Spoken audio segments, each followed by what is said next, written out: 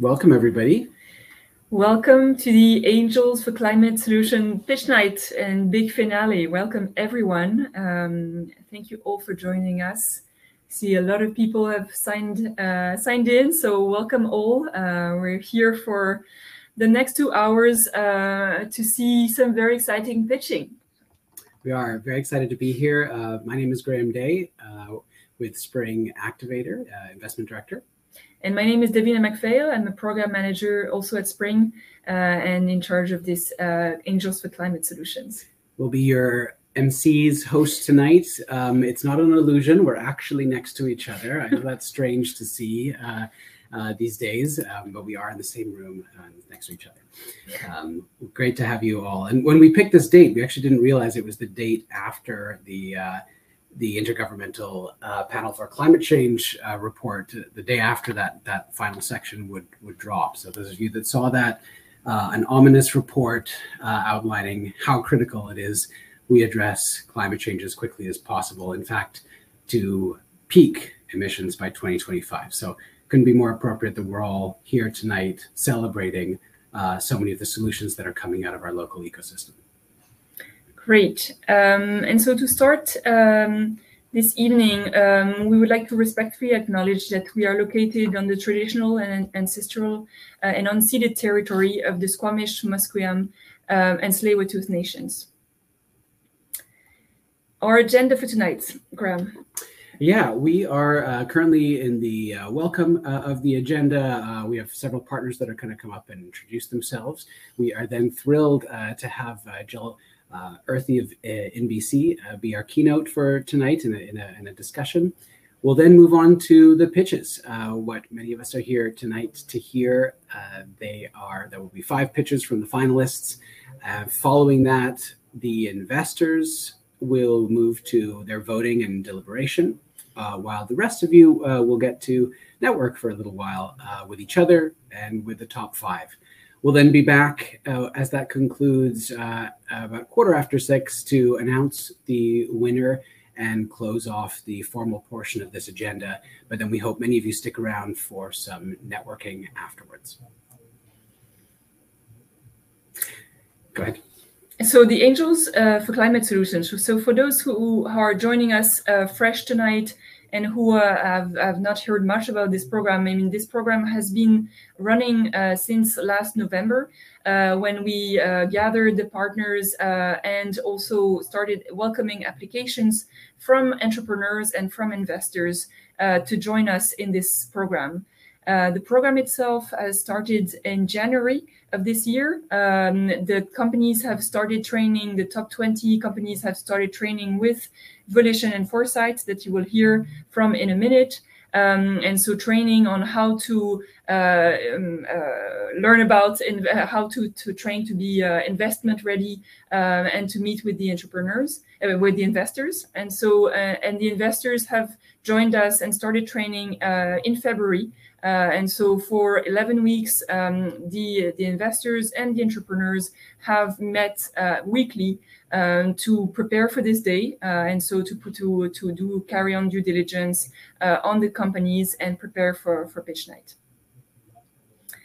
So I will stop sharing here to welcome on stage Fernanda from Innovate BC, so one of the top sponsors of this program. And so welcome, Fernanda. I want to say a few words. Thank you, Davina. Thank you, Graham. Thank you for having me. Hello, everyone. I'm Fernando Whitaker. I'm the Director of Partnerships at Innovate BC. I want to start by acknowledging that I have the privilege of working and living in the traditional and unceded territories of the Coast Salish peoples in Port Moody. We at Innovate BC are thrilled to support the Angels for Climate Solutions event. It has been a great pleasure for us, and particularly for me, to be involved since the beginning, the early stages and discussions about the program, what it would be, and especially the gap and the funding gap that it would fill in our industry, in our province. So it's amazing. So congratulations to Vancouver Economic Commission and its partners for putting together such an amazing program. And if you don't know us, Innovate BC is a crown agency of the provincial government of British Columbia. We work under the direction of the Minister of Jobs, Economic Recovery and Innovation. We deliver grants and programs that first help develop talent in our province. Second, help entrepreneurs and innovators to accelerate their business trajectories to start and scale in BC, and also support the commercialization of innovations and technologies, new and innovative technologies in the province. So we work with a network of partners across the province to ensure that innovators and entrepreneurs in all corners of BC can access our programs and grants. We actually work, one of our key partners is Foresight, who is also a partner in this program, and you will hear from them in a bit. We traditionally have supported innovators and entrepreneurs in any sector. But of course, we acknowledge the growing need to support technologies that help mitigate the impacts of climate changes. So over the past few years, we've funded and supported dozens of clean tech solutions in mining, forestry, agriculture, and much more. So we're really proud of the work that we do in BC, and we look forward to continuing to support innovators, that especially homegrown innovators that develop solutions to support the clean environment.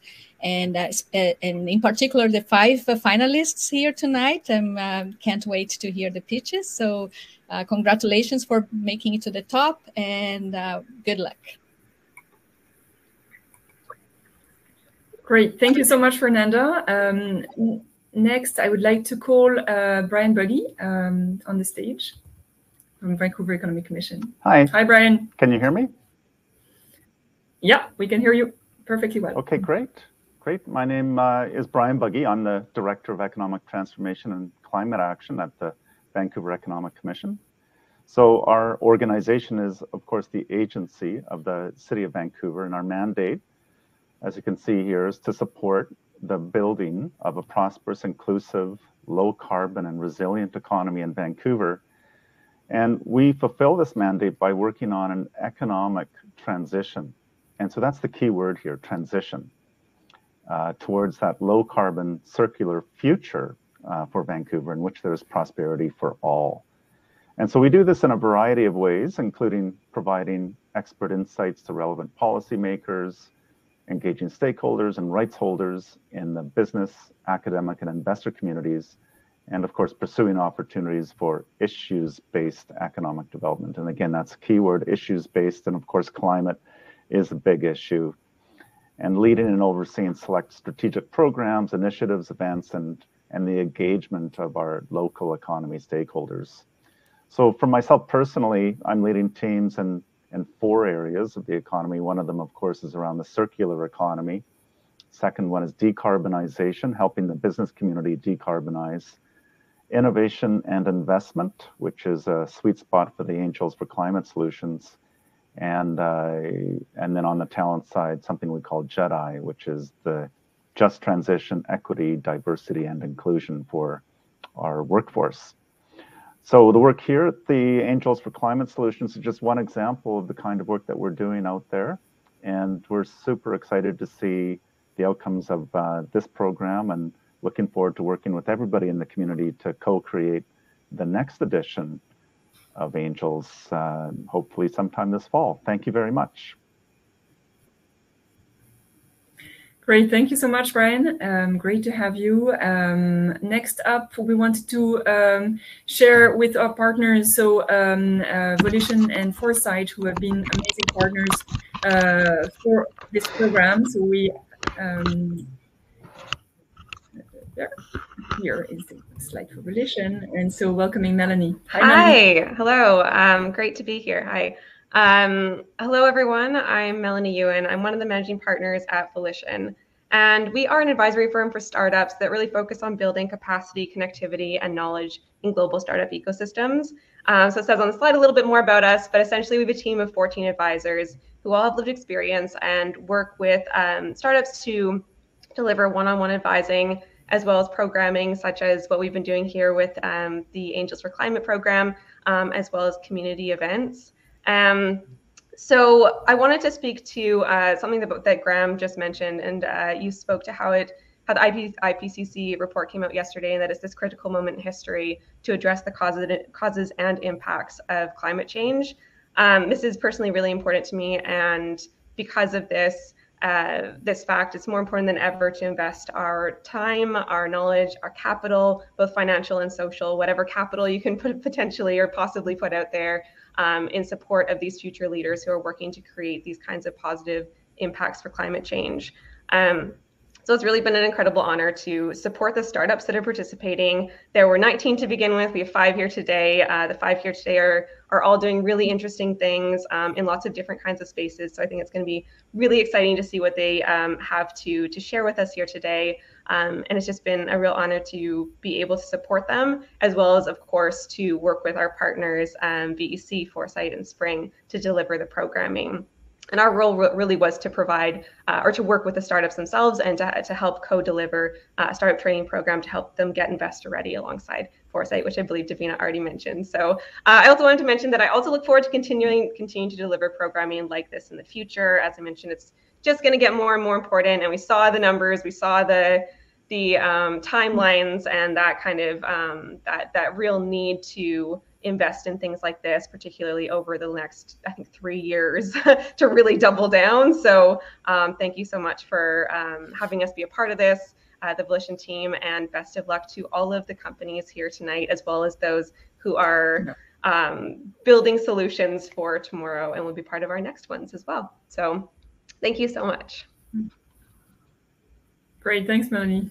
Wonderful. And next up is Foresight, Stephen. Hey, Davina and Graham, how's it going? Good to see you. I'm Steve Wilson, VP of Acceleration at Foresight. Foresight is Canada's clean tech accelerator. We're on a mission to fuel the transformation to a green economy. We do this in a couple different ways. One is accelerating companies, which is what we did in this program alongside Volition. And we were really, really honored, and it was a real pleasure to work and collaborate with these other groups. In our mission to fuel that transformation, we ask industry to collaborate.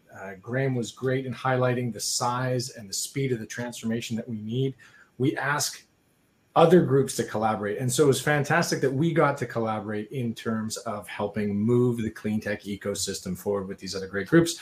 Really a pleasure to work with VEC and Innovate BC, as we have in other programs. And we love what this does to try to move the ecosystem forward here in our province.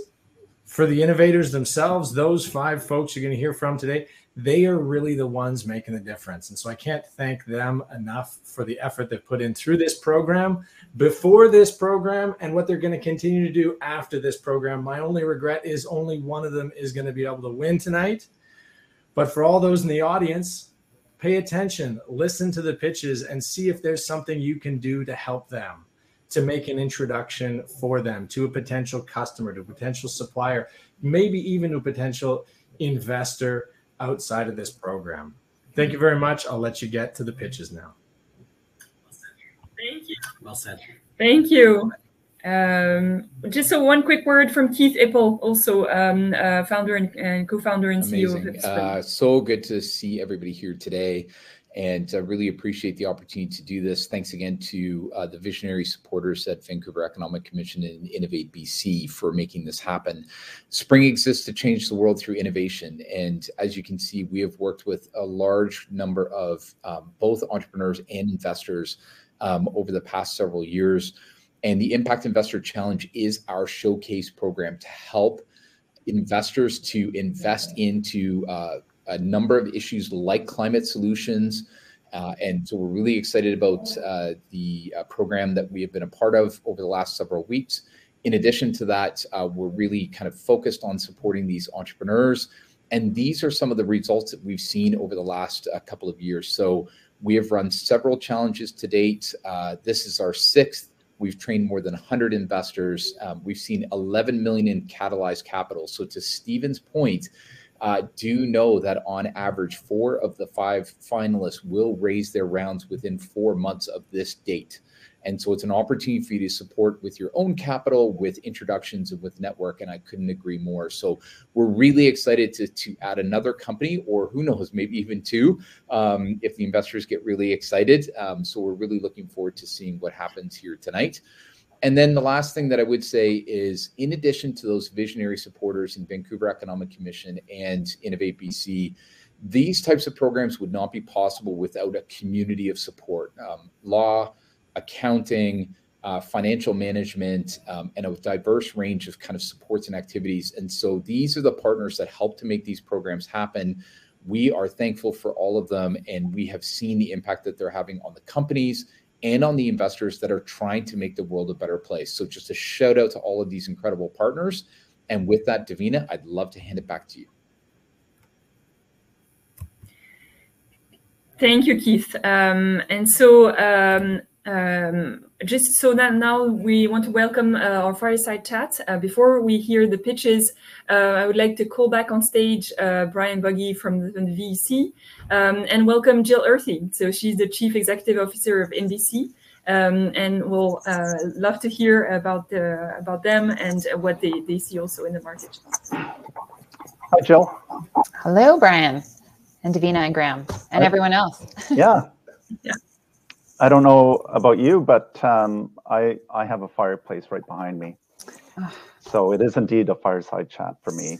The sun is out. Yeah. Now, full disclosure, my fireplace is actually natural gas, so I don't use it anymore. Just to be a good citizen, I have it off. But hey, let's get started. I'm super excited about this new move by one of our ecosystem stars, Jill Earthy. And I know you really well. I've actually known you for more than a decade now, and I still remember the first time we met in the offices of Futurepreneur in Gastown so long ago. But many people here probably don't know who Jill is. So I thought, let's just have you tell us a little bit about your background and experience, and then we'll get into talking more about NBC and its mandate. Sure. So I think, like many participants here today, it's been a winding path. And I think we all pick up different tools for a toolkit along the way. I always had a curiosity about entrepreneurship. I did my MBA long ago with a focus on entrepreneurship, one of the early programs. And it's so great to see that integrated across all post-secondary schools now. Did the entrepreneurial thing for a little bit, built and sold 2 companies, including just raising capital for one. And then I've led a number of organizations, primarily here in Vancouver, supporting entrepreneurs. So Forum for Women Entrepreneurs, which is now the Forum, and I'm proud to serve on the board of that organization. Futurepreneur, as you referenced, which of course offers low interest loans to young entrepreneurs defined as under 39 or 39 and under. And then Front Funder. I like the F's, as you can see too. So Front Funder, some of you may be familiar, a national online investment platform democratizing access to capital for entrepreneurs, but also, and just as importantly, which is why I love initiatives like this one tonight, increasing the diversity of investors and those making investment decisions to ensure we have a more diverse pool of or perspectives making those investment decisions to help more diverse founders.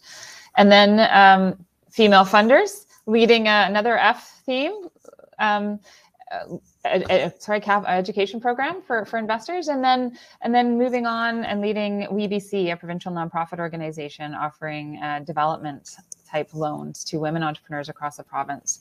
All of those, as I said, you pick up different tools along the way. And I think the other key piece is my own investment journey, which is why it's so wonderful to see so many investors here today, is, that curiosity early on. And actually Bonnie Foley Wong, Keith, original co-founder of Spring, launched Peak Fund. And that was my first when I got that tap saying, hey, would you want to invest in this fund? And I said, I'm not an investor.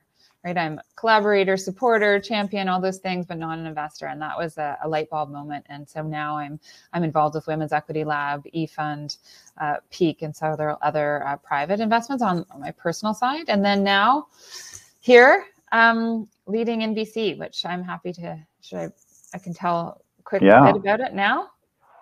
Well, you know, I just wanted to say, just listening to the story, and of course knowing you personally, what comes to mind for me, if I'm sitting across the table as one of the interviewers, I'm saying, wow, this is a slam dunk. This is, are we ever lucky to have Jill Earthy heading up NBC? This, what a choice, given your diversity of experience and given your, you know, so much diversity in your work experience as it relates to entrepreneurship and as it relates to fundraising. It's fantastic. So I can't think of a better person to head up this new organization, and really looking forward to its growth and how it manifests itself over time. But, you know, for those in the audience, I'm sure everyone's dying to know what exactly is your mandate? Tell us a bit more about the details of what you're trying to accomplish here. Absolutely. And thanks, Brian. You've set the bar very high. So we have a absolutely huge opportunity ahead of us with NBC. So for those who aren't familiar, we're a newly established provincial crown corporation with a $500 million strategic investment fund. And our mandate is triple bottom line. So that's part of why I'm here. It's very aligned with my values. And that, of course, because I know it's aligned with everyone's here too, is looking at people, profit, and planet. So we're taking that very seriously. So we are meant, we'll start with profit. They're all intersect. Profit is important. We want this to be a regenerative fund, right? That circulates back in, that realizes returns, and we can circulate it back into our economy here in BC. So that is important throughout it, but we also have a patient time frame, so we can look at different types of investment opportunities. So that's one side of it. The people side, of course, is around building inclusive and resilient communities across BC. That can look a lot of different things, right? So we're looking to invest in products and services that are resulting in really positive impacts around creating good jobs for people across the province, around solving issues of inequality. And so we're going to be thinking a little bit differently at how we incorporate that into our investment thesis. And then the third component, which is very applicable to the conversation today, is around planet, right? And how do we accelerate, to achieve net zero? And so there's so much work to be done there, and we're looking at those technologies and innovations. And I use innovation broadly, and I think that's important too, right? It's not just about the new inventions, but also how other traditional sectors are adapting and innovating in different ways as well. So broad mandate, but the opportunities for impact are significant. Yeah. And, of course, as an economic developer, we're trained to really focus on local, right? So to hear that a fund is dedicated to BC and only in BC, how refreshing, and just how important that is. So, as an economic developer, we're really looking forward to helping you get matched up with investors globally to really leverage and syndicate investments right here in BC, and of course, especially Vancouver, where there's so much activity happening. So maybe let's talk more about that then. How does your mandate fit into that local ecosystem? And in particular, what does this mean for our local startup communities, of which so many are listening in right now? Yeah, absolutely. Well, so our goal is to realize both economic and social impact in BC, but that can look a lot of different ways, right? So you referenced, and we have it, we're looking at diverse geography as well. Different regions have different needs and different sectors.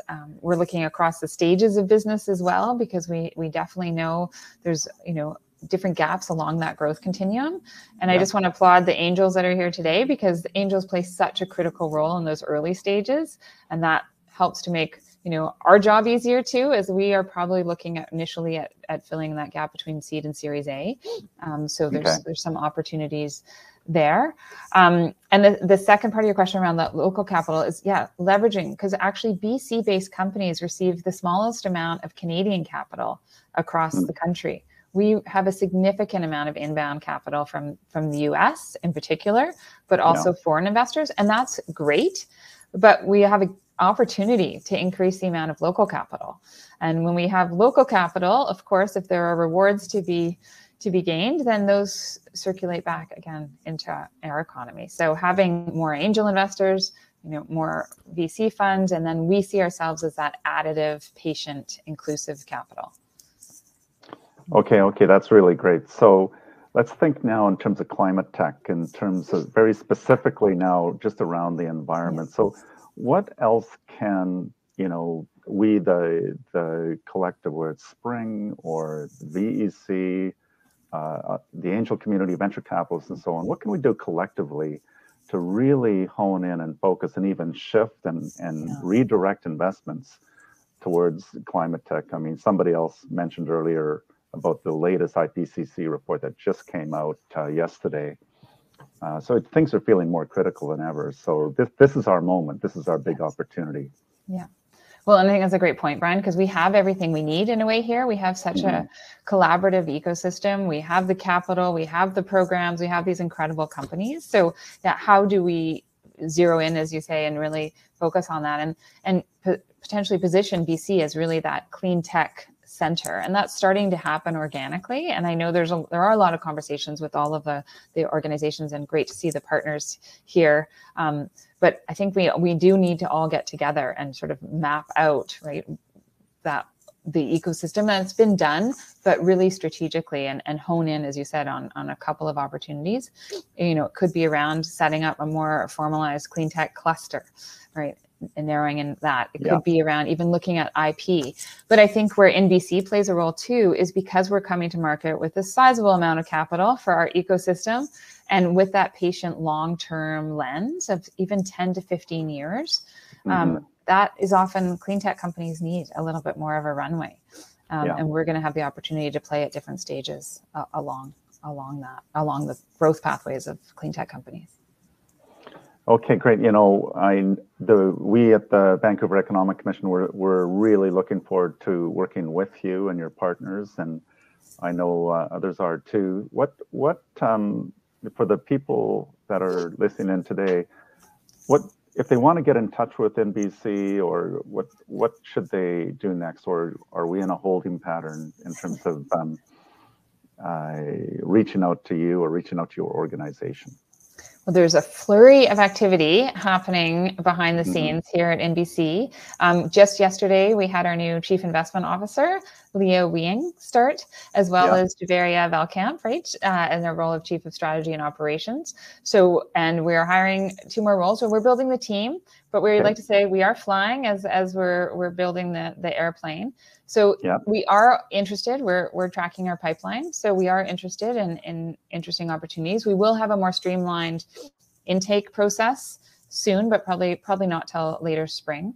Our priorities right now are finalizing our investment thesis or policy statement. So we'll be able to communicate more clearly very soon. We'll give Leah a couple of weeks to finalize that, and we'll be able to communicate what we can and cannot invest in, where our priorities are.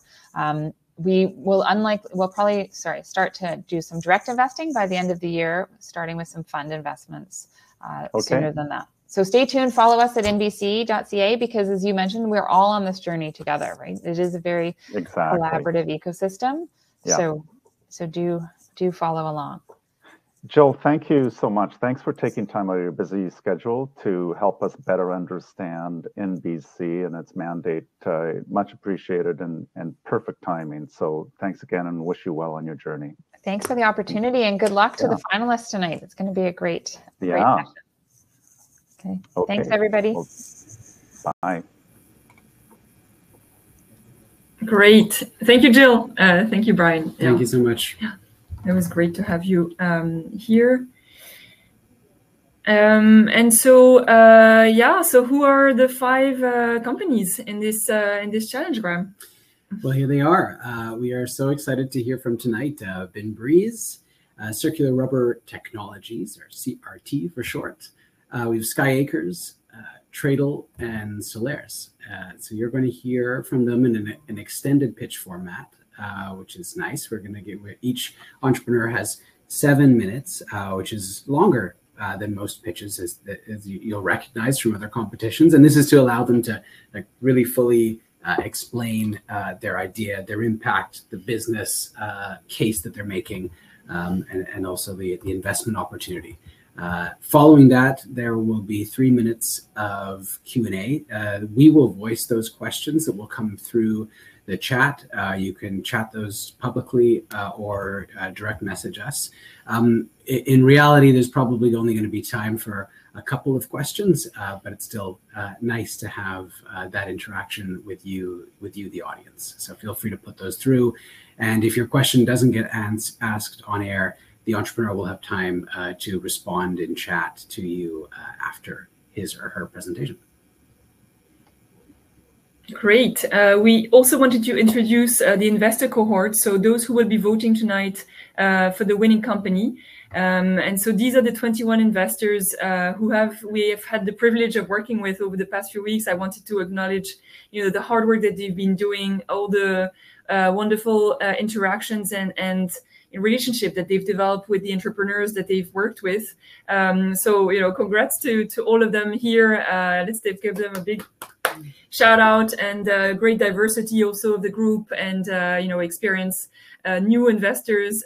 So we've had really it was a pleasure to work with all of them. Great, and now let's start with the pitches. And so the first company that we have tonight pitching is Solaire. So I will stop sharing my screen and leave the space for Fabian to come and say now. So welcome, Fabian, and the floor is yours for the next 7 minutes for your pitch. Thank you very much, Davina and Graham. Now I need to share my screen, tab and window, and I hope you can see my screen. Yes, I think you can see my screen. Hi, everyone. Thank you for joining us. I always want to start our pitch with, imagine if we could capture the sun's energy from anywhere, from windows, building facades, electric vehicles. However, conventional silicon technology is not suitable. We need a new material and technology to fulfill the requirements for those applications. Hi, I'm Fabian de la Fuente, CEO and co-founder of Solaire. I'm a 5-time serial entrepreneur. Together with my co-founder, Dr. Sahar Sam, we want to create a new way to make solar cells. Let me provide some background context. Conventional solar panels are made of silicon. However, its fabrication process has a long value chain that consists of several energy-intensive steps that produce high greenhouse gas emissions. Our technology enables the photovoltaic industry to make solar cells with a new material made of perovskite ink, which can produce 2 times higher energy conversion efficiency compared to silicon. Perovskite has a shorter value chain, smaller facility footprint, and requires 10 times less capital to establish the production line. Unlike current silicon solar panels, our perovskite-based ink and photovoltaics have lower manufacturing costs, 40% lower greenhouse gas emissions, and enable new innovative applications. Our first product is a perovskite-based solar ink that can be used by manufacturers to create a wide range of photovoltaic products. Solar cells consist of several layers, including top and bottom electrodes, and encapsulation layer. Our solar ink replaces silicon in the solar module stack. And because of its higher energy conversion efficiency and lower manufacturing costs, something happened here. The resulting solar cells have better performance at a lower cost. This is a $768 billion market. Our Chief Development Officer has 25 years of industry experience and is working with companies piloting our product. Customers are very excited about our product. Solaire has won multiple competitions, including the Canada's Clean 50 Top Projects, Top Startup Canada, and has been featured as an emerging rocket by the investment community in British Columbia. Our goal is to develop a flexible and light solar panel like this photovoltaic film. You can use this film to grab anything that uses energy, like an electric vehicle or a cell phone. In order to produce this photovoltaic film, we need to create a new manufacturing process. But even before getting to the manufacturing process, we need to create the key element, a photovoltaic ink made of perovskites. The road to a photovoltaic film is still some years away. However, last year we had a technology breakthrough, And once the industry heard about it, we experienced high demand for our ink. So last quarter, we started to sell our ink. Let me tell you what is unique about our ink. There are only 2 other companies marketing perovskite ink, which doesn't have the stability and shelf life required for large volume solar panel manufacturing. Our solar ink has a long shelf life, provides high energy efficiency, and is compatible with different scalable manufacturing processes used by industry. This is our pipeline. To date, we have 120 leads and 15 customers around the world. We have received positive feedback from them, as well as repetitive sales. We expect to have mass-produced photovoltaic products in the market made with our ink by the end of this year. We are projecting to obtain between $150,000 to $1 million in revenue this year. If everything goes according to plans, we forecast a $50 million cumulative revenue by 2026. We have a comprehensive IP strategy that includes 44 patent families.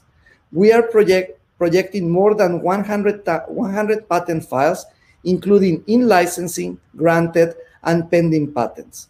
Our patent applications cover our core technology, future product iterations, and the adjacent market space. In our friends and family round, we raised $4 million in equity and non-dilutive funding. This current pre-seed round of $2.1 million US, which help us scale up our solar, will help us scale our solar ink production, sales, and marketing effort. This investment triggers $3 million in grants. We have also secured over $4 million in in-kind grants, which pay for access to specialized labs, equipment, personnel, and materials. Our management team has the skills and diversity that leads us to innovation. Our Chief Development Officer and Product Development Director have extensive experience in scaling coding technologies, working with Kodak, Creo, Tayo America, and DuPont. We are planning to exit by acquisition in 6 to 7 years at a $1 billion valuation. Potential acquirers include current players in the perovskite market, as well as companies in the photovoltaic industry. If you look at startups working on material science in the clean tech space, they usually get acquired by large corporations.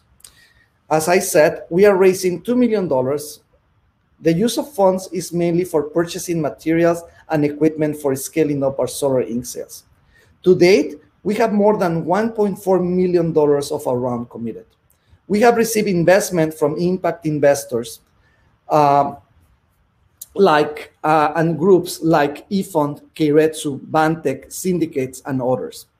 A due diligence report with positive recommendation is available. If you are looking to invest in a company that will create the future, that will change the future in a meaningful way, that is working in clean tech, and that creates more than 200 jobs over the next 5 years, investing in Solaire is for you. Thank you. We can go to the Q&A. Thank you so much, Fabian. And Zahar, welcome as well. Good to see you. Good to see you too. Waiting to see any questions that come in, but maybe to kick us off, Fabian, you mentioned 6 to 7 years for that growth and that sale. Can you tell us a little bit about when can we expect to see solar ink like all around us? Is this? So right now we are working really hard with some partners to have a product available in the market right away. We want, by the end of this year, we want a product in the market that is mass produced using our solar ink. But our big, hairy, audacious goal is that anything that has a battery that today needs to connect to the grid to be recharged, in 10 years, you will not need to do that. Electric vehicles, cell phones, lamps, anything will be able to be powered by perovskite because it can convert either solar or indoor light into electricity. That is the power. And when would that be the case? Are we talking a decade from now? We believe in a decade will be that, but this is the baseline. Without it, you cannot do it with the rest. lots of words come before. There's a question in the chat. I don't know if you can see it. It's a technical question from Ryan. I hope I'm saying that name right. Do you see it there? It's, can you multi-junction perovskite cells to increase the efficiency? Yeah, that's a good question. You'll understand more. Yes. So what happens is that perovskite, we can have different layers of perovskite on top of each other. We can control the band gap. And by that, we will be able to absorb a wider, spectrum of light, which means that we can generate higher energy conversion efficiency when we have multi-layers or multi-junctions of perovskite. So yes, that's definitely possible with perovskite. Great. And then maybe we'll just end things with any asks you have of this community beyond the investment itself. I'm sorry, I missed the part. My computer.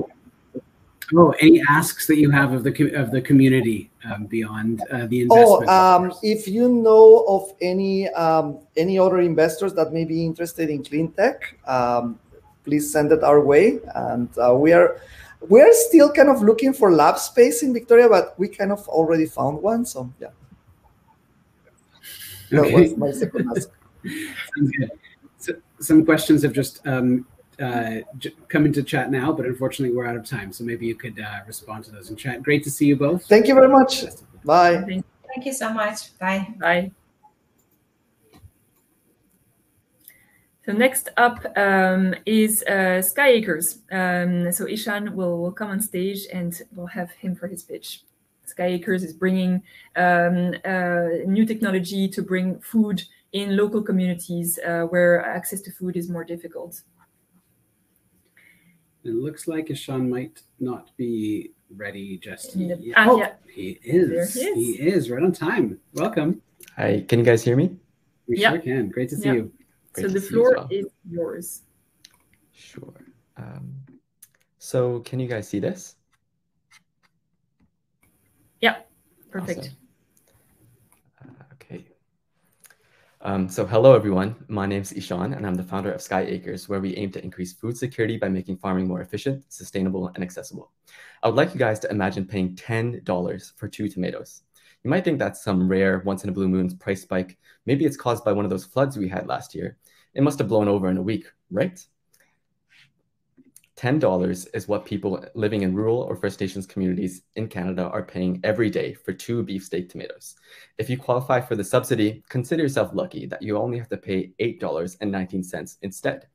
On average, people in First Nations communities spend over half of their household income on a basic diet. And this explains why out of the 4 million food insecure people in Canada, half of them are from First Nations communities.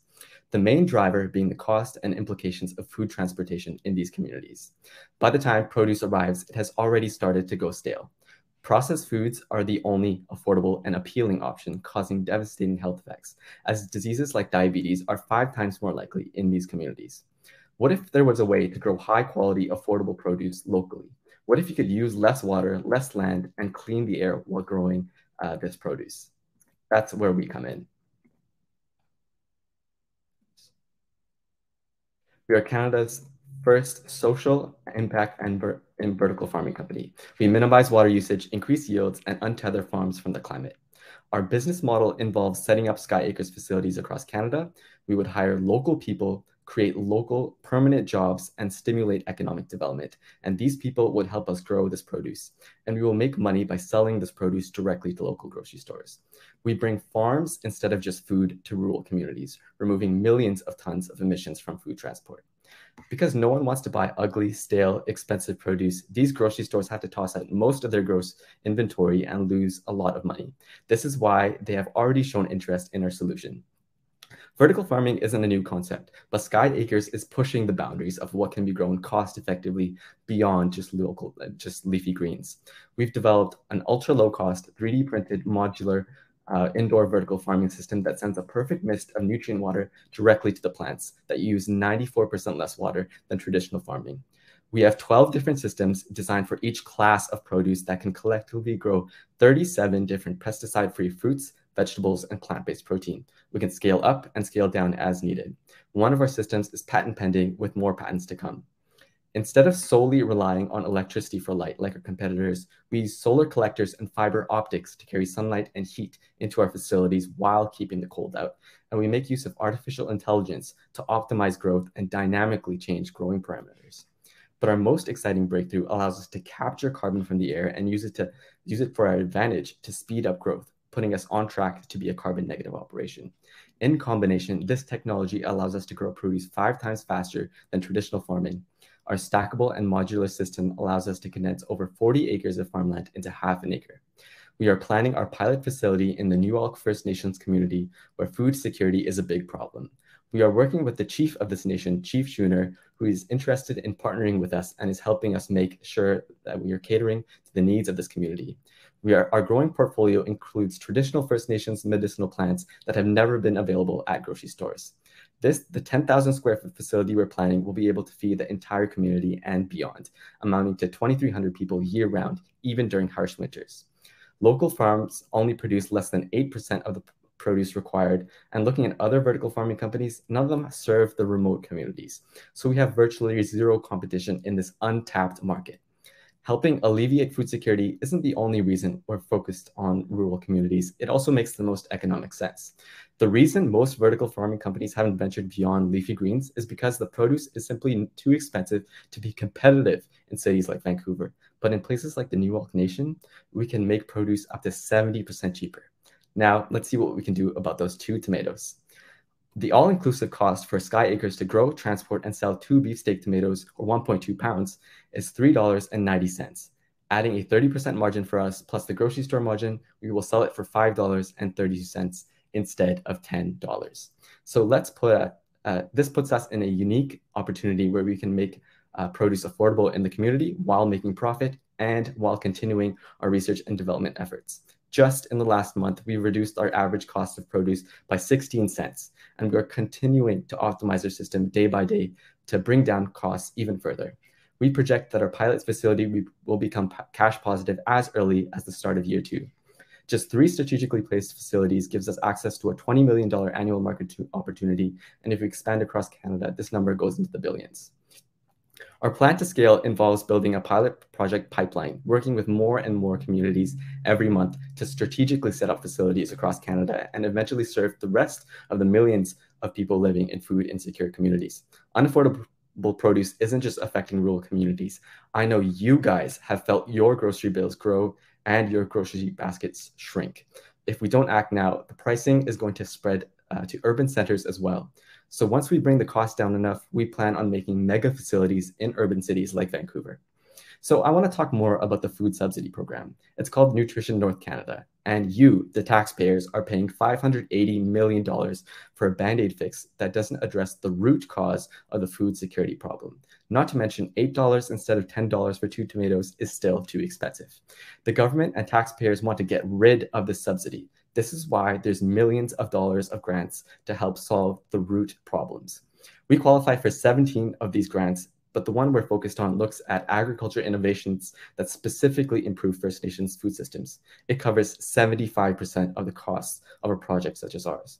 The cost to set up a facility, salaries, operating costs, R&D costs, and our contingency fund for year 1 amounts to $1.16 million.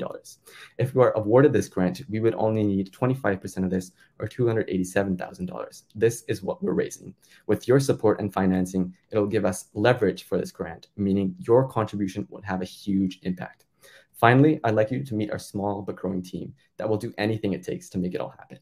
Most recently, we brought on Nathan, who has 8 years of experience in vertical farming and was in a senior growing position at a $1 billion vertical cannabis farming company.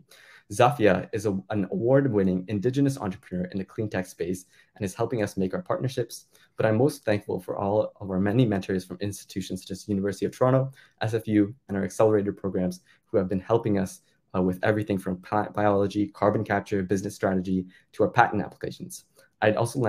I'd like to thank my due diligence team and everyone who made this amazing program possible. We wouldn't have made it this far without you all. We hope that you will join us in our mission to alleviate food security by making farming more efficient, sustainable, and accessible. Thank you. Oh, great, Ishan. Thank you. And just I want to say I'm blown away by your presentation skills. makes me feel very old, and so well done for that. Yeah, so we're going to take a few questions from the chat. Questions from James, Roy, Ishan. Do you have purchase agreements in place with grocers in pilot communities?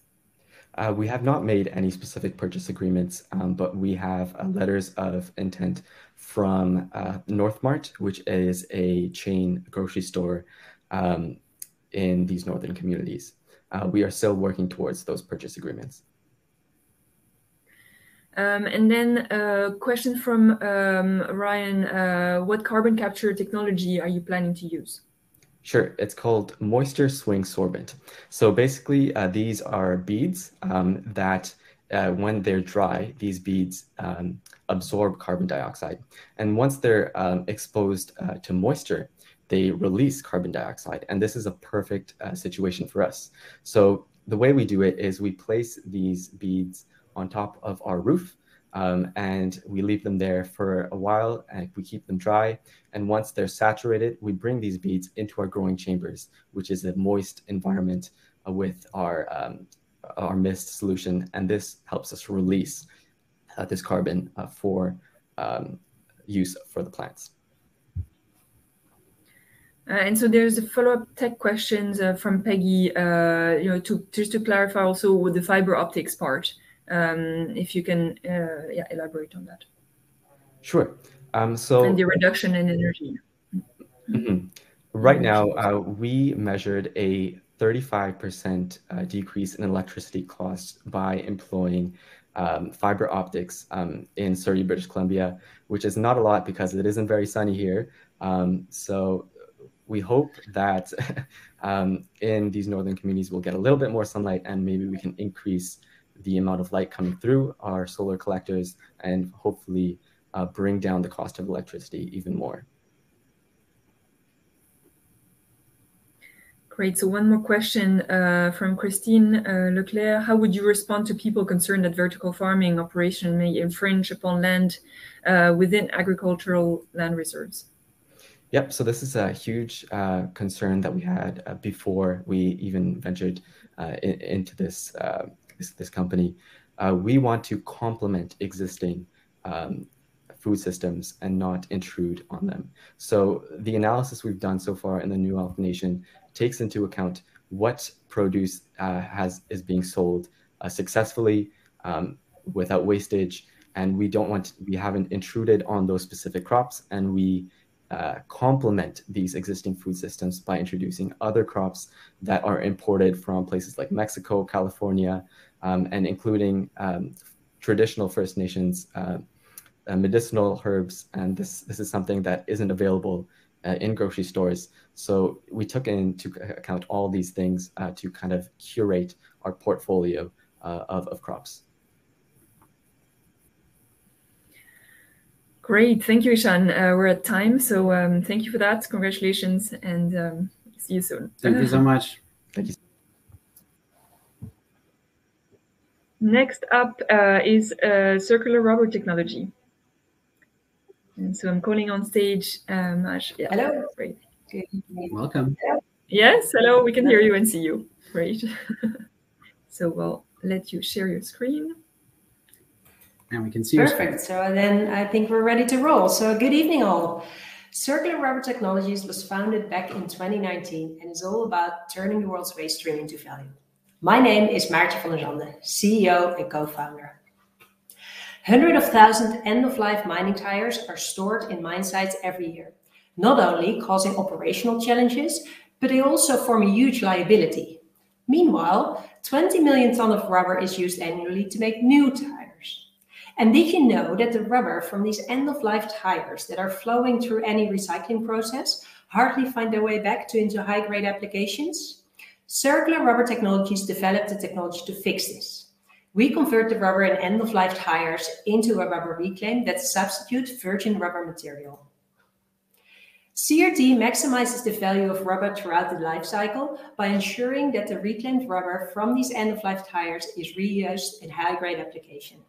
Our mission is to increase the use of reclaimed rubber and become the leading reclaimed producer by 2027. CRT provides mining companies with a traceable and full-service solution to one of their largest waste streams. We've overcome the logistical challenges by planning our facilities close to the waste stream. After shredding the large mining tires into crumb, our proprietary process converts this crumb into a natural rubber reclaimed product. This product provides tire manufacturers with a high-quality alternative to virgin rubber. By using our product, the tire manufacturers can meet their sustainability goals, reduce greenhouse gas emission, and increase their percentage of circular material use, all while decreasing their manufacturing cost. For every ton of virgin rubber that is being replaced with CRT's rubber reclaim, they will save around 3 tons of CO2 emissions. Through a software platform, CRT will provide full transparency and traceability along the chain of custody for both the product customer as well as the waste producer. CRT process is a clean process that is not using any chemicals or additives and produces a reclaim but has excellent properties. Our product has proven to meet the tire manufacturer's specifications, and the combination of the physical properties of our product, the anticipated global supply and clean process allowed tire manufacturers to substitute more virgin rubber during their manufacturing processes. The total global rubber market is huge. It's like $64 billion market, and 70% of this market goes towards the tire manufacturing industry. The overall rubber market has a 2% year-on-year growth rate, and with CRT's plan to have 4 to 5 plants in North America, we address a $2.5 billion market in North America alone. More importantly, the rubber reclaim market is growing at a 12% year-on-year, which means that we're also selling into a growing market. To be able to sell reclaim to tire manufacturers, it comes with a lengthy qualification process. I've blurred the logos, so it's just dots, but CRT has successfully passed the product qualification stage with 3 tire manufacturers, and we've sold the first few tons of reclaim we produced. Through pilot projects with industry partners and also qualification processes with small and large tire companies, we continuously expand on our customer base. CRT is an impact business, and the more successful we become, the bigger the impact we can make. As a team, we are focused on doing the right thing, like becoming a B Corp company, obtaining an FSC recycled certificate, and providing full transparency on the impact of our product through impact calculations. But most importantly, our business model is an impact model. For every tire we put through a process, we generate around $3,000 in revenue and reduce 9 tons of CO2 emissions, which is the equivalent of 450 trees growing for 1 year. Over the last 2 years, we've proven our concept, de-risked our technology, and produced several tons of rubber reclaim. Last month, we converted end-of-life mining tires into a reclaim at full commercial scale and therefore fully de-risked our technology. We've extensively tested our product, both in-house as well as through collaboration with industry partners and universities. And we've established relationships with several tier 1 tire manufacturers, and we've sold all the latest scale commercial production. We are on track to have our first plant operational in 2023 and afterwards scale to have global operation and provide reclaim on each continent by 2027. CRT has developed a unique and clean approach to devulcanization of industrial end-of-life tires. We operate under trade secret and are in the process of securing patent protection for our process. To ensure our procedures and to protect our trade secrets, we conduct regular risk assessment to ensure that it stays this way. CRT is a Vancouver-based startup with a team of seasoned individuals. We have a small but mighty team with decades of combined experience in rubber recycling, capital project management, logistics, and venture-backed scale-ups. We plan to strengthen the team over the next month in the field of project and plant management for our first location. CRT plans to have global operation with 8 plants in year 5, which will then generate a revenue of $120 million with a gross margin of 26%.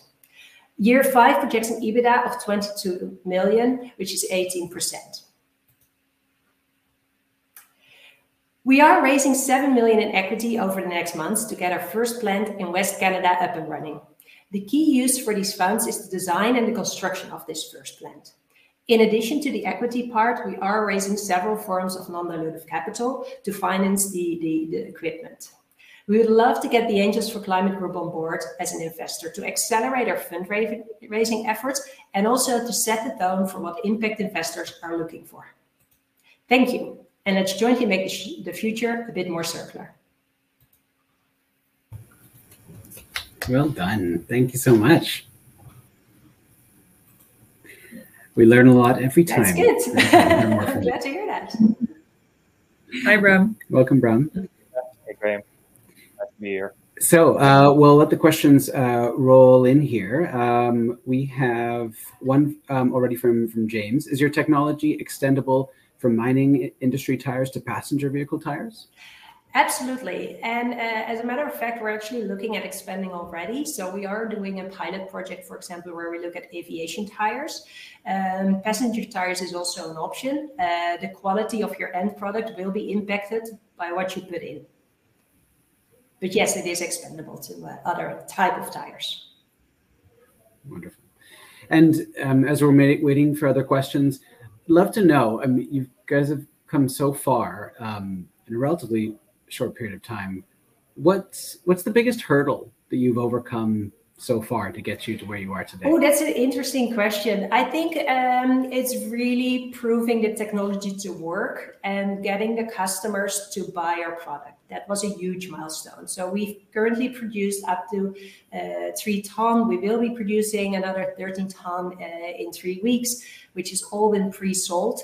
But getting to that point, got a lot of testing, going back and forth, proving that we could do this. And well, we've now technically de-risked it, which was a huge step. Yeah, I can imagine. That proof of concept is obviously a key milestone in any growth plan. Sean writes, how important to your plans is this competition? So given the CapEx required in this next phase of expansion, tell us a little bit about having the Angels for Climate. Yeah, we've been thinking about that question a lot, obviously. It is a relatively small check in terms of dollar values. However, we do believe that it sends a very strong message. Also, because we consider ourselves a true impact company, we'd like to have these like-minded people on board and really help us on our journey to become a true impact and extend on that journey. So in dollars, it might be small, but we feel that more everything around it goes a long way. And that's why we're very keen on winning this competition and getting the Angels on our cap table. And who knows, the pot can grow. The SPP is still open, so maybe it won't be so small if you're successful. Mike Brooks writes, will CRT have agreements with the mining and our tire companies that guarantee them the supply of waste tires for any plant? Absolutely. So that's good to mention. We have secured the feedstock for our first plant in West Canada. We are talking to several mining companies to have for follow-on locations to actually secure the feedstock there. That's absolutely crucial. We don't want to build a plant and then find out that there's no feedstock anymore. Yeah, indeed. And then last one would be from Jennifer. This is about price competition. So is the price of your product competitive with new materials? I can take that away, sure. Our reclaimed material is roughly 30% cheaper than virgin rubber in the marketplace, and it trends up and down as the market fluctuates on the virgin rubber pricing. So we're 30% cheaper, and there's a significant byproduct that for a consumer of our material, the production process is roughly between 5 and 10% faster to cure the rubber in the vulcanization process. So that's an added benefit. Okay. Great. Thanks for those answers. There's at least one more question in chat for you to answer in written form. We'll have to leave you now. Thank you so much. Bye. Thank you. Thank you. All the best.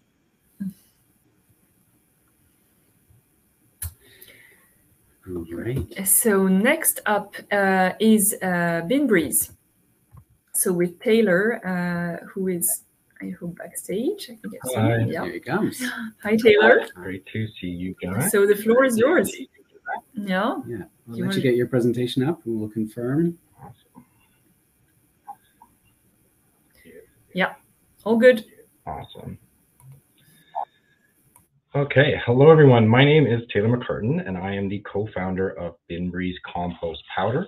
For those of you who don't know me, Inbreeze is a organic wood waste and mineral formula that instantly deodorizes the odor of food and food decomposition in the home, and actually naturally dehydrates and kills fruit flies and soaks up excess moisture in the bin. And so I created this product at the University of Victoria alongside a professor of chemistry there, Harmon. And I was very fortunate to meet my finance officer through the Foresight Accelerator program, Christopher Moreno, both of whom are here today and will be available during the Q&A. And so Inbreeze is pretty much the easiest way of managing your food waste in the home without having to deal with the odor and the insects that typically come alongside using a compost bin. As food waste diversion continues to catch on across Canada and across the United States and across Europe, more and more people are using and being forced to divert their food waste from the garbage. And as they do that, they're looking for new methods of dealing with these new issues that are plaguing them inside of their home.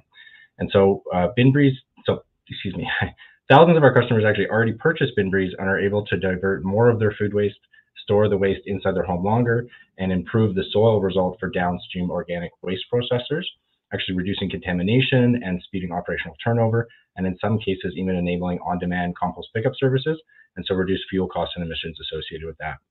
And today, Inbreeze 500 retailers primarily sell what we consider to be our minimum viable product, a high-margin 750-gram unit that retails from $11.99 to $14.99 across Canada. So this year, we're producing more of our 750-gram units to meet that continued demand from Canadian Tire and our other retailers. But we're also actually expanding into a 450-gram certified plastic negative pouch at the request of our major grocery channel. And we've actually also just launched a 4-kilogram unit that I don't have a better picture of right now to meet demand from our commercial customers. So we've got some confirmed customers like the PNE, Cisco, Gordon Food Services, Joey Restaurants, and more. And so while we're growing fast, we're not relying on just being first to market for our competitive advantage. Our patent-pending formula has actually already undergone its first examinations in Canada and in the US.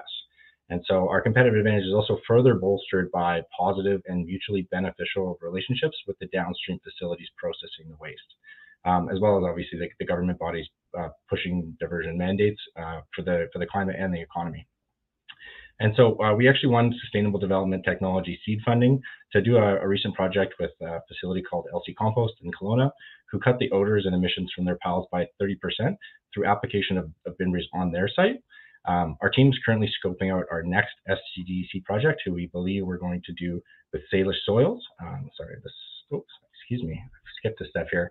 The 3 ways that we measure impact are actually diverting carbon from burning, increasing the food waste diversion within the home, and actually reducing the methane emissions that are produced from that food waste downstream.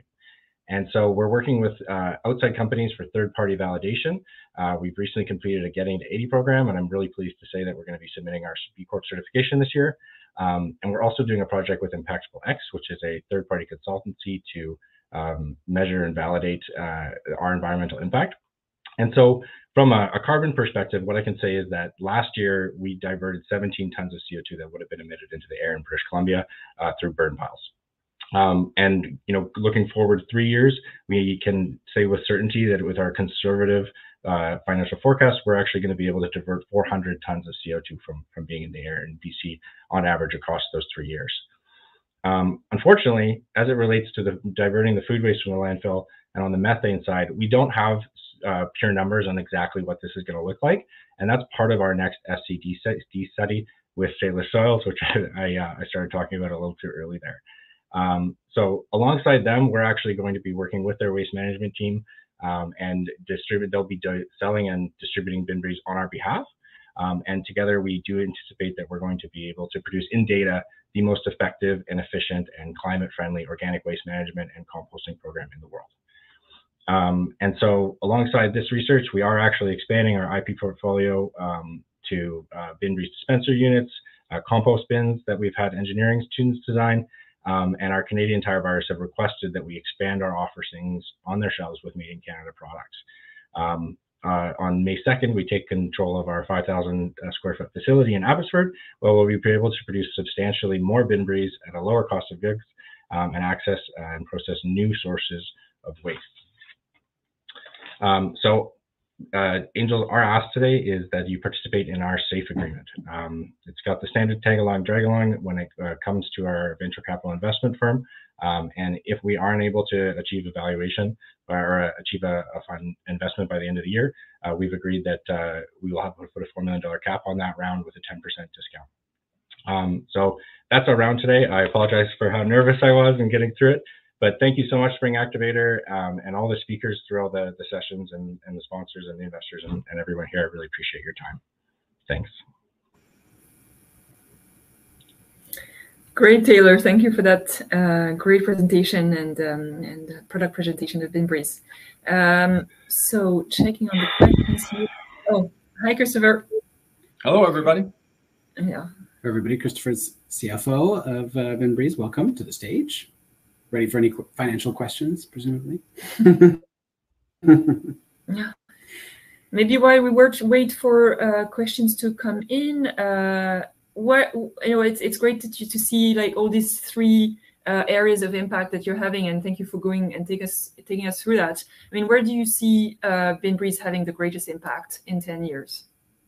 Oh, great question. So I'm going to separate that in two parts, because there's the existing part where, we're hoping to drive Canada to 100% food waste diversion. So people are diverting the smelly and stinky stuff.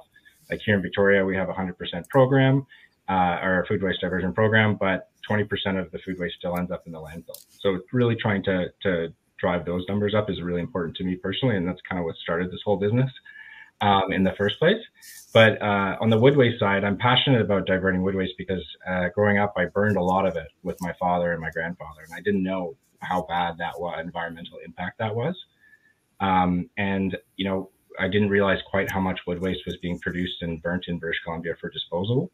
And that's really what kind of drove us to start the business. So a lot of my measuring is done on that wood waste side, seeing it coming through our facility and go out the door as Inbreeze, and that was going back into the soil, so hope that answers your question.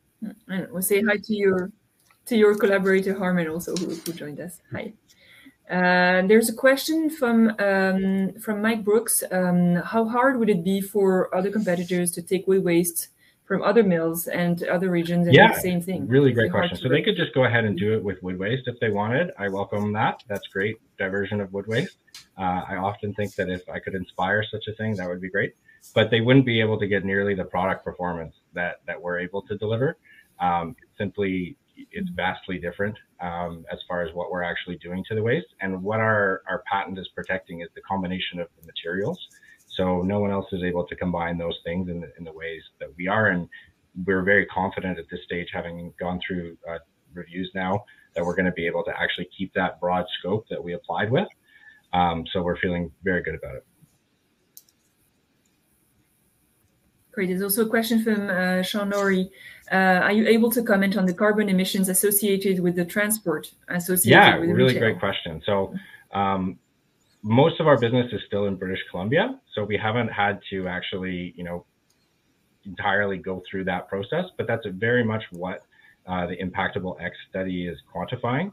Not only the going outbound as far as the product getting to retail, but actually how the minerals got to us, how the minerals were pulled out of the ground is a big one, and how long did that wood waste take to get to our facility, for example. All these are relevant. It's actually one of the reasons why we had to turn down, potentially moving to Kitimat to use their wood waste, because they've got so much to get rid of. They'd love to, but it's going to be too much to get the product to the market down in Vancouver. It doesn't make sense when we should be located here for the best, closest to net zero that we can get. I'm hoping that we're going to be climate negative, but I can't claim that right now. So. And Davina, one thing we do believe in making local. So there is a plan for the company with its US rollout to actually build a facility in the Western United States and utilize Western US wood waste and Western minerals from the United States, and similarly on the East Coast. It's very simple for us to create a manufacturing facility with very simple technology that's highly effective. In the US, a lot of wood waste and food waste ends up in the landfill. So it's, yeah. Makes sense. Great. Well, thank you all three. And if questions have come up more in the chat, feel free to answer that. Great to see you. All the best. Thanks so much. Thanks, everybody. Thank you. And last but not least, last company to pitch is Tradel. And so Blythe, if you are backstage, please come and join us. Great. Hey, Blythe. Hello, hello. Hi, Blythe. All right. Hi. So we'll let you share screen, and yeah, now we can see your screen. Up and running. Thanks, guys. Thank So, you. hi everyone. My name is Blythe. I'm the founder and CEO of Tradel, a circular clothing platform for kids, because we all love and sometimes cry when they outgrow their clothes so quickly. And as you probably know, the fashion industry has a lot of problems. For example, globally, we send one garbage truck per second to a landfill or an incinerator, and it's also responsible for 8.1% of total greenhouse gases. With too many other depressing stats about polluted water, toxic chemicals, emissions, waste, and poor working conditions, there's one underlying problem that, if solved, could significantly reduce each one of these other issues. And it's not a technology solution. Focusing the problem, if you've had kids, you know just how many clothes they go through and how expensive it can be. Where babies and toddlers outgrow up to 7 different sizes in the first 2 years alone, which is well over about 200 items. And that's a lot of work for tired and busy new parents. For brands, these tiny clothes have tiny margins, and the only way to grow is to sell more and more and more, adding to this overproduction problem. So Tradel is a business model solution where, instead of selling clothes, our circular clothing service helps parents to have, use, outgrow, and easily exchange entire wardrobes whenever there's a growth spurt, all for a simple monthly subscription fee. So there's less time shopping and more time parenting. Simultaneously, as Tradel cycles the clothes to as many families as possible, our brand partners earn money through a revenue share model that lasts for the entire lifespan of the product. And this baby and toddler clothing market alone is almost $10 billion opportunity in North America. Right now, we're focusing on the 25% of millennial parents in Canada striving towards a lighter living lifestyle, which is still a huge number, about $160 million target market opportunity. And our early traction has provided some truly remarkable numbers, the most important being that once a customer joins, they stick with us for almost the entire 2-year subscription, with a total lifetime value of around $1,500. With many parents already asking if we can continue into older ages. And we haven't even truly tapped into the gifting grandparent segments yet. And we're focusing right now on trying to fulfill the orders of new parents on our waitlist backlog. On the left here are some of Canada's top kids clothing brands, many based right here in Vancouver. And from our early trials, Tradel's model is expected to double the brand's profit margins as the clothes get used and reused over and over and over again. This is where we can decouple economic growth from the unsustainable growth in the production and consumption of textiles and other resources. This is where we will have the greatest impact. But to make this work, we need to have good product usage data for its lifetime. And as well, we need to have an efficient asset management system.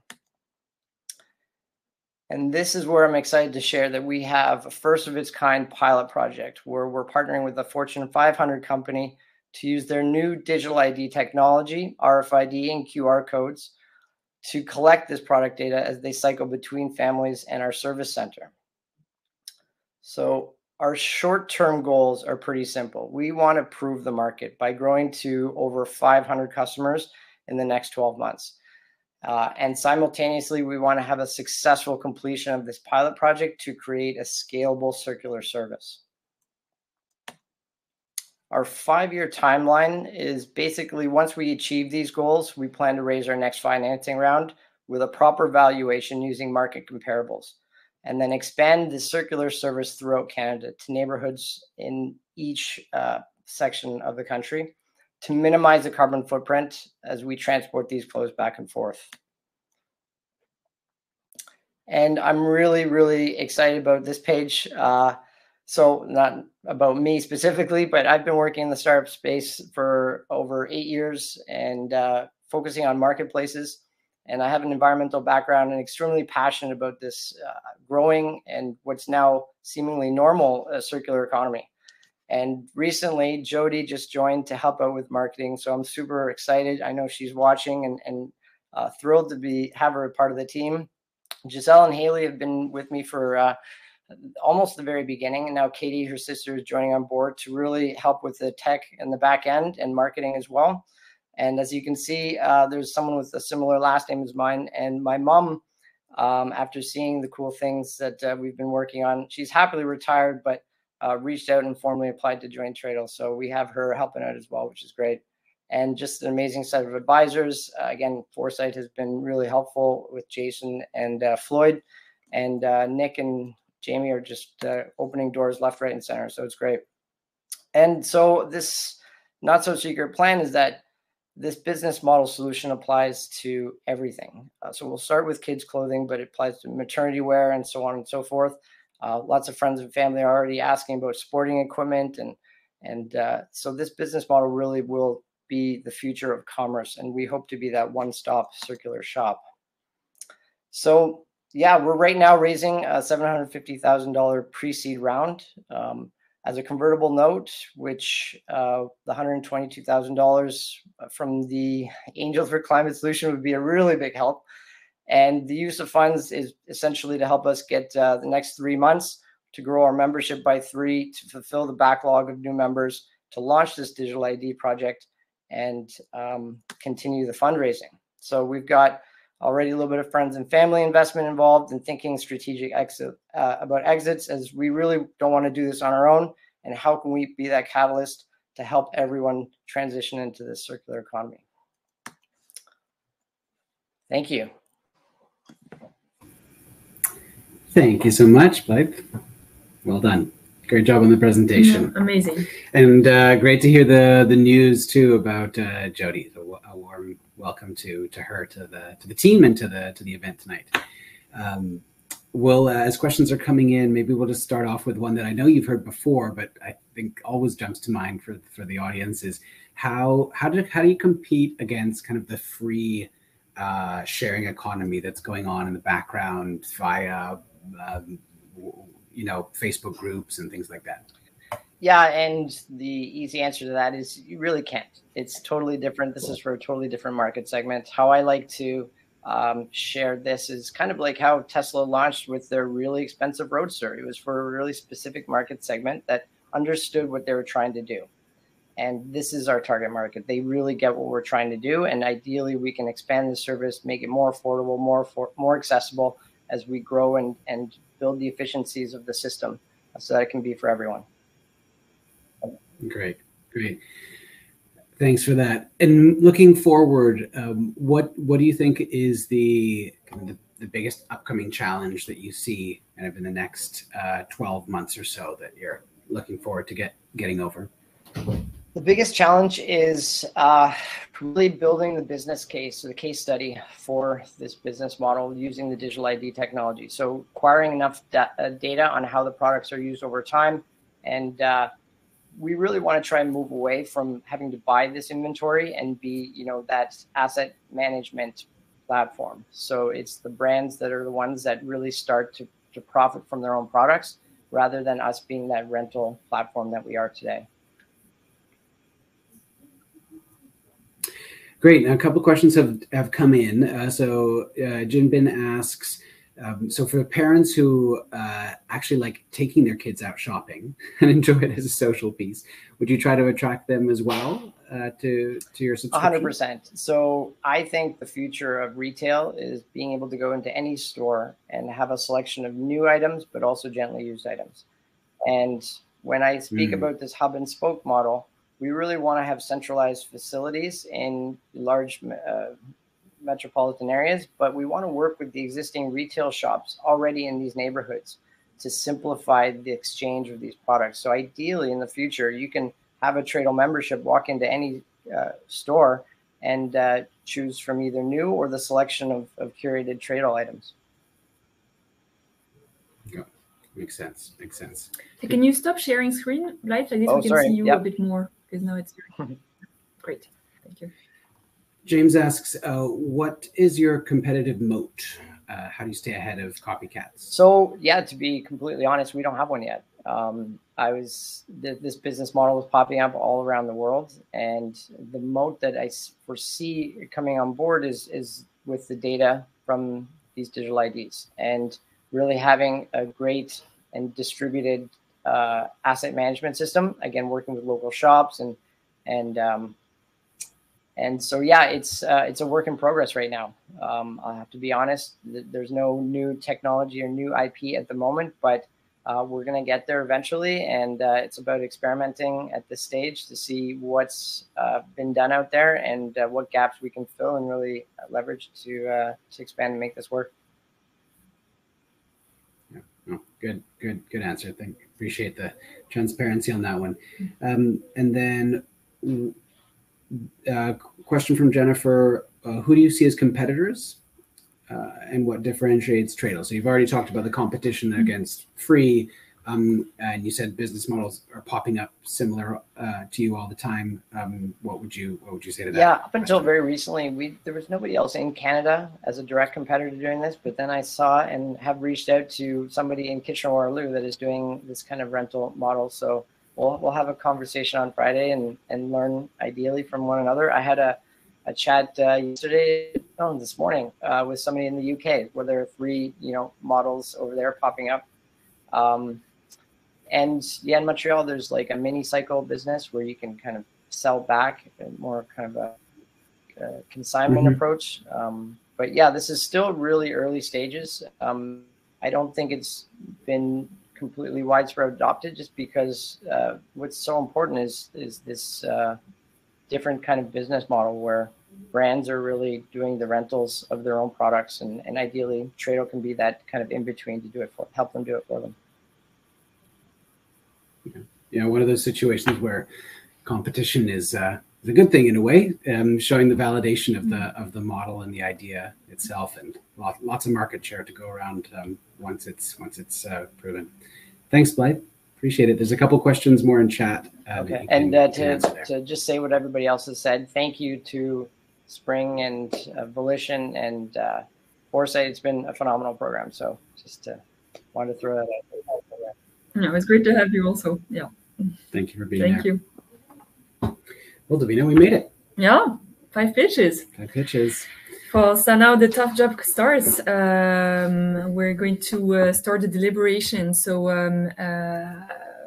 for the investor to choose which one of these companies is going to actually get the investment. It's going to be a tough discussion. So you and I are going to be there facilitating that discussion with the investors now. So what they're going to do is you're going to, on the left side of your screen, click on sessions, and you're going to see those that are investors will see an investor only option to go in and deliberate, and then everybody else, what will they do?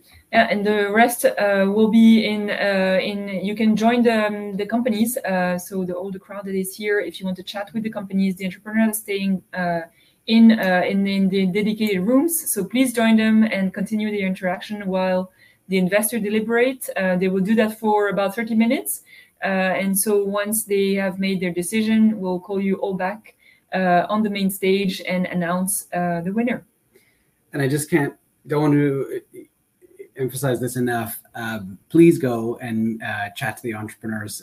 They have put an immense amount of effort into tonight and the whole program. Many of them are excited to share more with you, have offers for you, maybe have offers for them or more questions for them. So really great opportunities. I definitely encourage just to go and listen or actively participate in those rooms.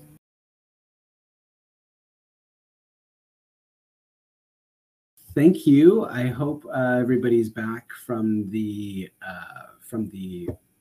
rooms, the networking rooms. I hope that was helpful and fun, and you got to meet the different companies. I just wanted to get confirmation from our colleague Selena that people are back to the main stage from the networking rooms. Selena, if you could just ping us with that.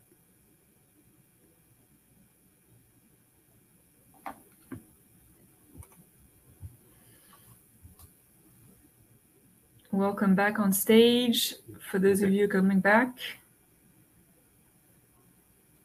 We'll take that as a yes. We don't want to make the announcement when we have only half the room. So yeah, gonna give it one more minute here. Let me share the drum roll slide, and we can make it a very long drum roll. Okay, sounds like we're good to go. Thanks, team. Thanks, Spring team, for managing that. We had a fantastic deliberation in the back. Extraordinarily difficult decision. Lots of passion for all of the companies, and but there has to be a winner, and so the investors all voted, and the winner. And the winner is. Oops. No. That's okay. Sorry. Just announce it. Yeah. So the winner of tonight of the 2022 Impact Investor Challenge, Angels for Climate Solutions Challenge. Apologies for that. The winner is Circular Rubber Technologies. So well done. Round of applause. Well done to all. It's been such an amazing time spent with all of you companies. We would like to call back on stage the founders of CRT who are here. Ah, there they are, right on stage. Hello. Congratulations. Well done. Well done. Thank you very much. This is super exciting. Have a lot of passionate support from the group. So congratulations. I'd love to pass the floor off to you for any thoughts and comments. Yeah, well, thank you very much. It's a great honor. We'd love to be part. Like, it was a great journey to be part of this journey. It's been such a great program.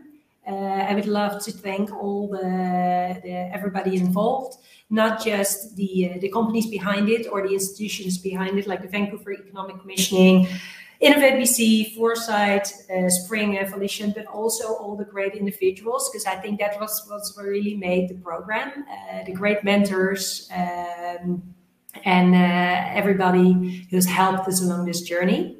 And I think from CRT point of view, it's great to have the angels on board. It will definitely help us accelerate our round. And I think as the founder CEO, most importantly, I'd like to thank the team. So Bram is on stage, but the rest of the team is at the back. I think the team is what makes the success. So that has been key and instrumental for where we are today. We're excited to continue the journey. And like I said, I think in my pitch, it's like, let's make this world a bit more circular. No. Well said. Congrats. And Hashir from the Vancouver Economic Commission, who's been running also the show in backstage, has been wanted to say a quick word of congratulations. Yeah, I just wanted to congratulate Marche and Bram and the circular team, circular rubber team as a whole. You know, Brian couldn't be here to kind of congratulate you guys, so I just wanted to give you a big congratulations, and of course, the other 4 finalists, you know, who've been working on amazing climate solutions themselves. You know, we hope this program will act as a launch point for you to go and raise your rounds and continue your great work. Congratulations to the all 21 investors in the program who made this investment. You know, I think you guys are going to have a great time kind of working with the CRT team. And of course, we look forward to kind of supporting all of you, all the startups and investors as we move forward. And a final thank you from me from the VEC to the Spring team. And Foresight, and as well as Volition, of course, for their incredible work to make this possible. So we're excited to continue to grow this program and run it again in the fall. So I think Davina will speak to that in a sec. But thank you all, and congrats CRT. You guys are amazing. Thank you. Thank you. Thanks, Ashir. Bram, you have also some words? No, I'm echoing Martje's words. In essence, it's been a great learning curve for us as entrepreneurs. I think the program itself was very insightful and a great learning experience. It was great to meet the investors, especially during the social event last week. So I would like to thank them for giving us the right feedback in ultimately being awarded the first prize. So thanks to Cheryl, Robert, Chantal, and Hillary for being part of the investor team evaluating our company. Yeah. Great. I just wanted to also say thank you to you, Hashir, for keeping this all together. Hashir was in the background for this entire program from September of last year through selection, through all the work that Foresight did and Volition and us, and he's been the constant that has kept us all together and managed as various partners, which was ambitious and successful work. So thanks to you. Thank you. Looking forward to doing it again. See you soon. Yeah. Sounds good. Okay, Sheer is off, and we have our partners Stephen and Melanie who wanted to also come back on stage and congratulations. Great. You guys. Hi guys. Congratulations! Thank you. Congrats. Melanie, would you like to go first? That together. Sure. Yeah. Congratulations. It was really exciting to learn about what you're doing. It was amazing to hear your pitch tonight and see how far everything's come along in the last few months. You were a new company to me. I hadn't met you before, so it was really cool to get to know what you're doing more. So absolutely congratulations, as everyone has said, to yourself, to your entire team. I'm sure it's been a huge journey for all of you. Again, also to the investors, which Hashir also mentioned, or someone mentioned. I bet they're really excited to be starting this journey with the CRT team as well. So thank you so much. It's been, as I said in the chat here, just a pleasure to be part of this program. I'm really excited for us to launch another one in the future and to learn from all the things. So I think it's going to be the start of a beautiful relationship, or whatever that saying is.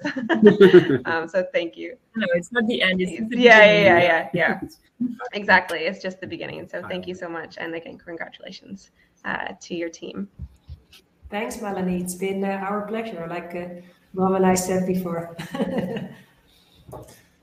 I think I can't say like Melanie, I've known your venture for a little while now. It's been an absolute pleasure watching you grow and change and morph kind of your pitch and how you tell your story, always with such passion and dedication to, again, adding that circularity. You identified a problem, a real pain point. You've been very focused on your target market and the solution you wanted to provide to them. And so I think this win tonight is a testament to all the hard work you put in.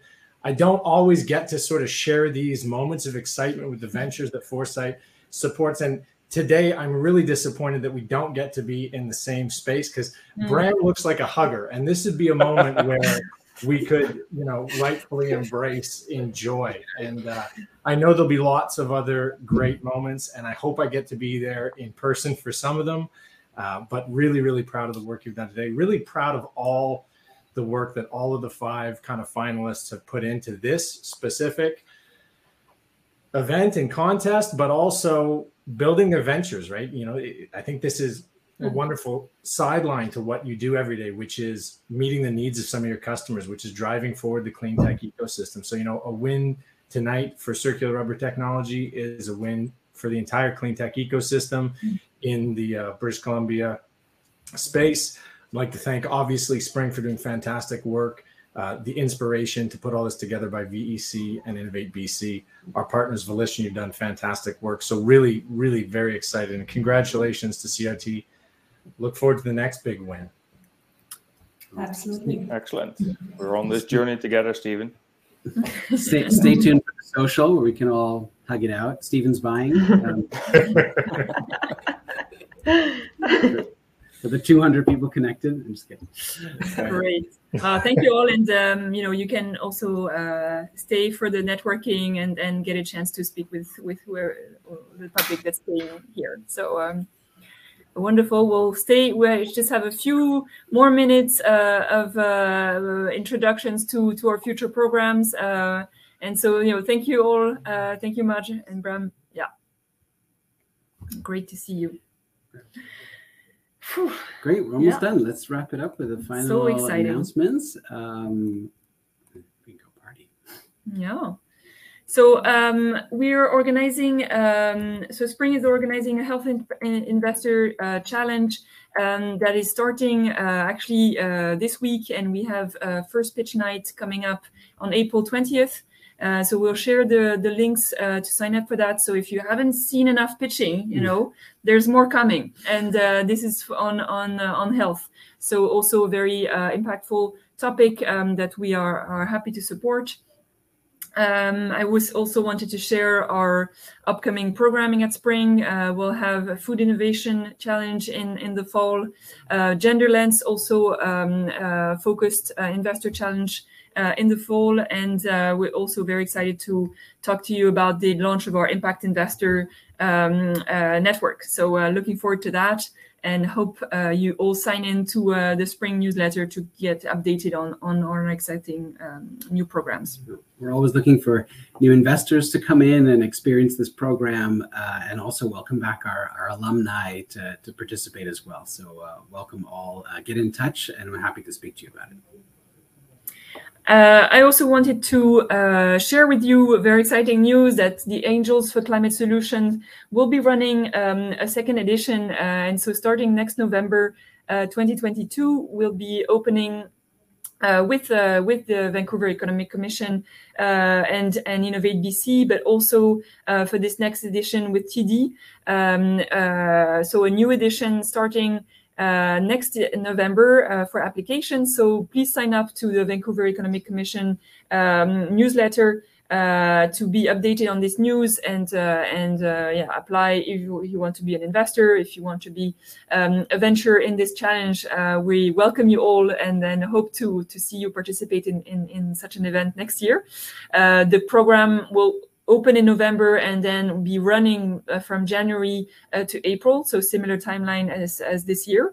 So looking forward to maybe in-person events for that one, and to welcome you all back to in-person events.